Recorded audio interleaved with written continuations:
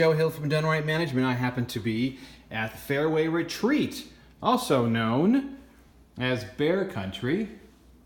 So if you're just arriving and need to connect to the Wi-Fi, you're going to look for the internet name called Fairway 731, and your login is going to be 731 Fairway.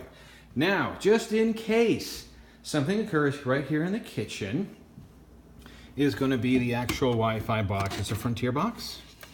And if it has reset itself, there's information here and that you're actually going to connect. So right there at the very bottom, it says SSID.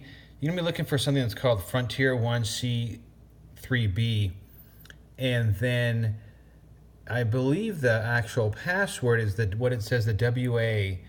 And so that's going to be the ZL427. It's the second one down. So if you need to connect, it's going to be the Frontier 1C3B, and then it should be the WPA number that's going to get you in.